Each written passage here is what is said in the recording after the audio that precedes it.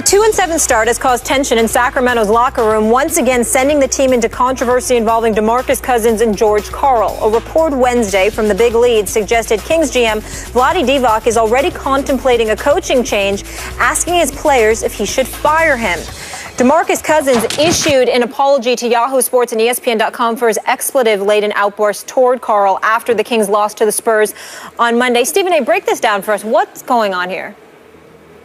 Well, what's going on is that George Karl doesn't have the level of control of this team that he should have. And I say that begrudgingly. I take no pleasure in saying that, Skip. George Karl used to work here at ESPN with us.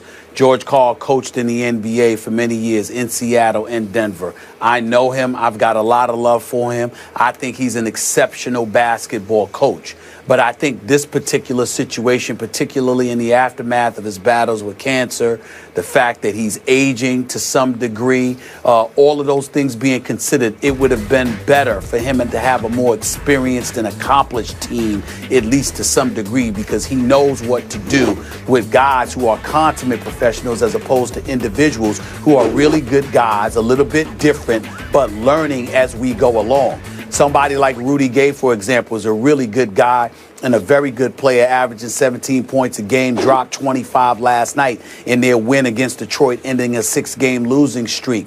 But, you know, you don't look at him and see a leader. You look at him and see a good player who's a consummate professional. You look at Demarcus Cousins, I think he's the best big man in the game. And I think that he gets a bad rap in terms of being a bad guy because he's not. But he does come across as a bit sensitive at times. He wears things on his sleeve to a lesser degree. He speaks his mind, and sometimes he loses his temper. And that's going to be difficult for some people to accept. Rondo comes in there. He's got a triple-double last night, played 48 minutes for the second straight game because Darren Collison and Seth Curry have been out, and they haven't been there to spell for him, and he put forth a triple-double, and that was great to see. But at the same time, we know that Rondo has had his issues and are you in a position to really lead?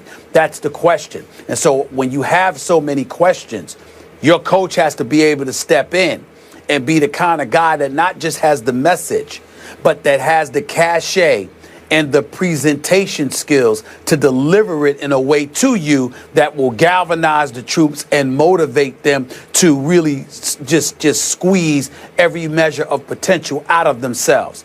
I don't think at this stage of his career that that's where George Karl is. So do I think he should be let go now? Probably not. Because in this 6-game losing streak, who did they lose to? Memphis and the Clippers and Houston and Golden State and San Antonio. And Phoenix, you were supposed to lose to them because they're better than you.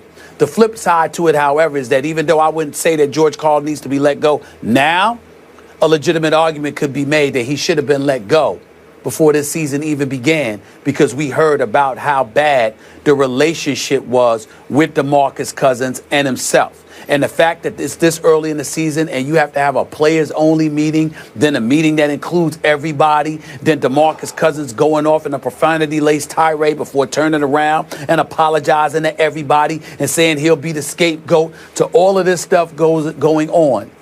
If it were anyone else, we'd be saying there's a lack of institutional control here. Somebody needs to stir this ship in the right direction. Somebody needs to be the leader. And as great as I think Demarcus Cousins is, he's too young, too inexperienced, and too emotionally volatile at this moment in his career to put that pressure on his shoulders. He has to have somebody to alleviate that. And in this case, it's supposed to be the coach, but it's not. So you might have no choice but to move in a different direction if you're Vlade. But the point is, it probably should have been done before you were 8 games into the season, 9 games into the season. Yep. Unfortunately, I agree with you. I've known George Karl for a long, long time. I still say of the current NBA coaches, I'll put his basketball acumen in the top 5. He really, really knows the game. Does he know today's players? Has he lost a little touch? I don't know. But now to Demarcus Cousins. I'm a big fan. I've gotten to know him a little bit. I pushed for him before that draft. I thought he should have gone number 1 over his teammate John Wall. Stand by that.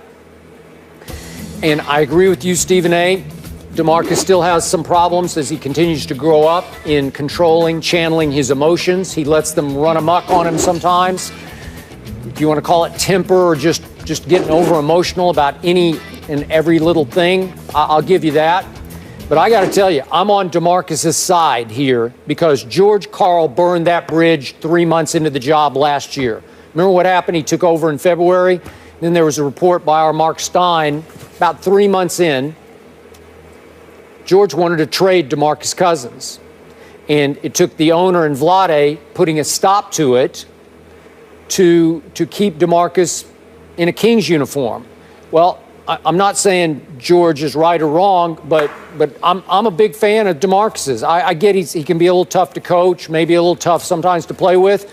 But I'll tell you what, in the end, in this day and age, right here, right now, DeMarcus is more valuable to that franchise than George is. It's as simple as that. And once you burn that bridge last year and you send a message, even though you don't hate him, that you don't really want him on your team and in your locker room, well, the friction is just going to ebb and flow. It's always going to be an undertow of friction between the star of the team and the coach of the team. And I'm sorry, but George, the story got out there. I know DeMarcus knew all about it. Boy, the bridge it was at least on fire. I think it burned to the ground. But this is just part and parcel. This is the fallout of wanting to trade DeMarcus Cousins. You're probably right. The fact is that they got to make a decision because Skip, DeMarcus Cousins, he's got 2 years left on this deal after this season. You're going to have to make a decision because what you don't want to do, what the danger is with DeMarcus Cousins, you don't want to get him to a point where he completely gives up and says, I don't want to be here. Yeah. You don't want that, okay? And you're right. He is more valuable. I'm going to repeat this. DeMarcus Cousins is the best big man in basketball. Sure. This brother walks around averaging 20 and 24 and 12. He's that legit. And now he's added a three-point shot to his repertoire, okay? So you got to this is one of those situations where you have to find somebody, we talk like you got to find somebody to manage him. You got to find somebody that knows how to manage the rest of the team while coaching him. Yeah. DeMarcus Cousins ain't the kind of dude that wants to be managed. Because when you say you want to be managed, you're giving the impression that he has a problem. His ultimate problem is losing or feeling betrayed. Yep. And whether it's right or wrong in terms of factual as it pertains to George Karl, there is no doubt that DeMarcus Cousins felt betrayed.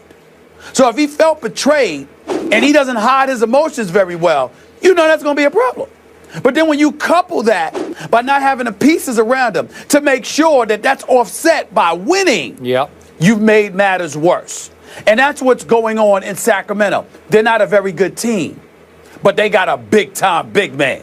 And so you got a big-time big man, but you haven't surrounded them with the requisite personnel to be a very good team, and you got a coach he feels betrayed them, not to mention that same coach is a coach who just refused 24 hours ago, if not earlier, to answer the questions as to whether or not he wanted to get DeMarcus Cousins traded. So you got all of this going on. And DeMarcus Cousins is the kind of dude that's like, bump this. I ain't taking this. I'm not having it. Right. And this is not Kentucky. You can't do something about it. In Kentucky, Calipari was the man. Yeah. This is pro basketball. He's getting paid $60 million. Okay, even though he deserves more, by the way. He's getting paid $15 million next year, $16 million the next year after. Let me be clear, DeMarcus Cousins is underpaid because he's that bad, meaning good. Yeah. But something has to be figured out here. You got to figure this out before DeMarcus Cousins gets to a point where he says, I don't want to be in Sacramento anymore, because he's the kind of personality, if he gets to that point, ain't no turning him around. Okay, I hear you. And look, bottom line here for me, I do not want to come across as defending DeMarcus over his profanity-laced tirade directed at his head coach after a loss to my Spurs. But I got to tell you, absolutely not. The kid's heart is in the right place. Some kids just want to be a star, and they don't really care about the winning. If it comes, that's fine. He wants to win. This kid really, really badly, like crazily, wants to win. Love that about him. And again, if with the right connection, with the right coach channeling that in the right direction, good things will happen. And to recap, well, let's make sure. I'm sorry, Stephen A. Go ahead. I'm just saying, let's make sure, Skip, we understand something here. The cussing out might not be a product of the 6-game losing streak. Yeah. The cussing out might be a product of, I never got over what you did. I agree. Or what you say. And Demarcus Cousins is one of those people. You know how your hair stands up on your skin and you feel your skin crawling when somebody's talking behind your back? Yeah. We don't know whether it's true or not. But that's what Demarcus Cousins believes about George Karl. Right. That has to change or George Karl has to go. You and got at this point, you both believe Demarcus Cousins is more valuable to the organization than George Karl. Yeah. The Kings will be looking for their third win of the season when they host the Nets. That's on Friday. Floyd Mayweather doesn't think Ronda Rousey is very valuable to boxing. He speaks out again, but what did the undefeated star say?